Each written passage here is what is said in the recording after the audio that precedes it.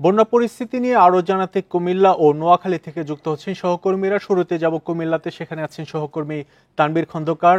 তানভীর খন্দকার, কুমিল্লায় তো আমরা দেখছি যে গোমতীর বাঁধ ভেঙে গেছে। লোকালয়ে কি পরিস্থিতি দেখছেন এবং মানুষের যে দুর্ভোগ, যারা আসলে ঘরবাড়ি ছেড়ে সড়ক বা বিভিন্ন জায়গায় আশ্রয় নিয়েছেন, তারা পর্যাপ্ত পরিমাণ খাবার পাচ্ছে কিনা বা বিশুদ্ধ পানি পাচ্ছে কিনা?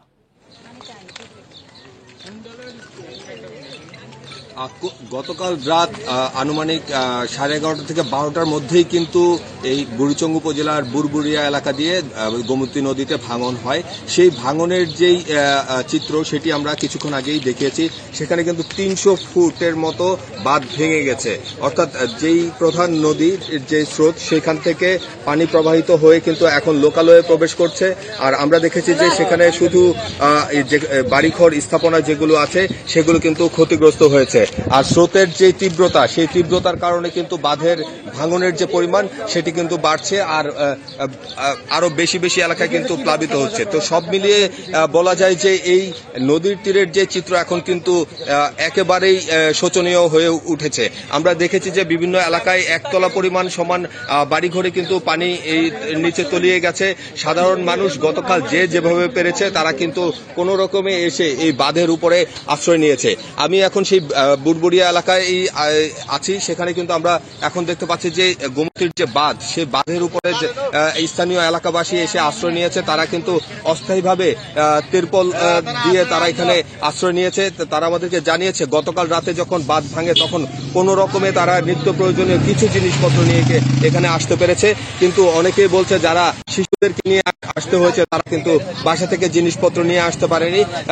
তারা কোনো রকম এখানে এসে ঠাঁই নিয়েছে। আর আমরা ওই যেই পারে আসলে পানি প্রবেশ করছে সেই পারের কয়েক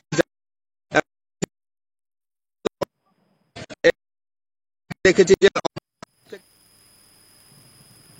রাত থেকে, এছাড়া সেখানে একটি উঁচু জায়গার মধ্যে আমরা দেখেছি যে 7-8 জন কিন্তু আটকা আছে। দেখতে পাচ্ছি যে বেড়িবাঁধে আশ্রয় নিয়েছে অনেক মানুষ। তারা আসলে খাবার বা পর্যাপ্ত বিশুদ্ধ পানি পাচ্ছে কিনা, কারণ বন্যা বা এরকম দুর্যোগে বিশুদ্ধ পানির একটি সংকট দেখা দেয়, খাবারেরও সংকট দেখা দেয়। দেখুন, গতকাল রাতে কিন্তু বাঁধ ভেঙে এই এলাকাটি প্লাবিত হয়েছে। এখানে পানির উচ্চতা, যে এলাকা প্লাবিত হয়েছে সেটি কিন্তু কমপক্ষে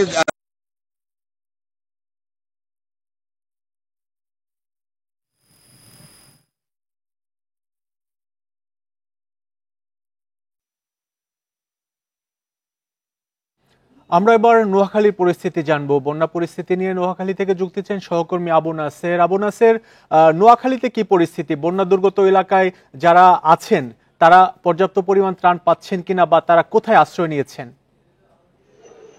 নোয়াখালীতে বন্যা পরিস্থিতির ক্রমেই অবনতি হচ্ছে, উন্নতির কোনো লক্ষণে দেখা যাচ্ছে না।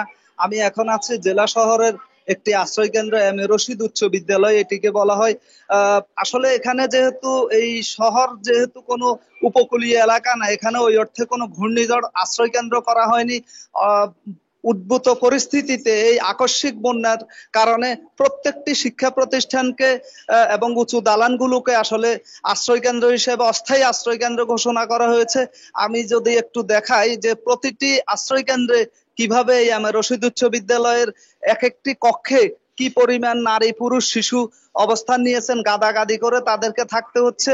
তিল ধারণের জায়গা নেই আশ্রয় কেন্দ্রগুলোতে, এবং মানুষ চরম উদ্বেগ উৎকণ্ঠার মধ্যে রয়েছে।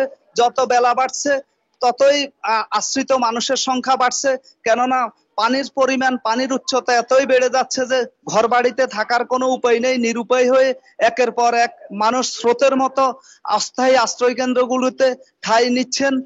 সেখানে তাদের বাড়ি ঘর যত মূল্যবান জিনিসপত্র রয়েছে, গবাদি পশু, হাঁস মুরগি সবকিছু রেখে কোনো মতে জীবন বাঁচানোর জন্য নারী এবং শিশুরা, বিশেষ করে বয়স্ক যারা রয়েছেন তাদেরকে নিয়ে সবাই আশ্রয় কেন্দ্রে ঠাঁই নিয়েছেন। এখানে থেকে তারা কবে নাগাদ বাড়িঘরে ফিরে যেতে পারবেন সেটিও নিশ্চিত করে তারা আসলে বলতে পারছেন না, যেহেতু বানের পানি এখনো ফেনী থেকে ফেনী মুহুরী নদীর পানি অব্যাহতভাবে এদিকে আসছে এবং ক্রমেই পানির উচ্চতা বাড়ছে। উজানের পানির এই উচ্চতা বাড়ার কারণে আকস্মিক বন্যায় আসলে দিশেহারা হয়ে পড়েছে নোয়াখালীর 9 উপজেলার মানুষ। সরকারিভাবে জানানো হয়েছে ইতোমধ্যে প্রায় 400টি আশ্রয় কেন্দ্রে অন্তত 40,000 লোক আশ্রয় নিয়েছে, কিন্তু আমরা বেসরকারিভাবে বিভিন্ন এলাকা ঘুরে আমরা যেটি দেখেছি যে এই সংখ্যা কমপক্ষে 80,000 হবে এবং বিভিন্ন জায়গাতে যেগুলোকে সরকারিভাবে আশ্রয় কেন্দ্র ঘোষণা করা হয়নি অথচ সেখানে স্থানীয়ভাবে অসংখ্য মানুষ স্রোতের মতো আশ্রয় নিচ্ছেন। এখন এই মুহূর্তে আশ্রয় কেন্দ্রগুলোতে বিএনপি এবং বৈষম্য বিরোধী ছাত্র আন্দোলন জামাত সহ প্রশাসনের বিভিন্ন স্তরের নেতৃবৃন্দ ত্রাণ সামগ্রী পৌঁছে দেওয়ার ব্যবস্থা করছেন। এখানে দ্রুততার সাথে পর্যাপ্ত খাবার এবং বিশুদ্ধ পানি না দিলে মানবিক বিপর্যয় দেখা দিতে পারে। এই হচ্ছে আমার কাছে এখানকার সর্বশেষ। কুমিল্লা এবং নোয়াখালী থেকে বন্যা পরিস্থিতির খবর জানাচ্ছিলেন আমাদের সহকর্মীরা।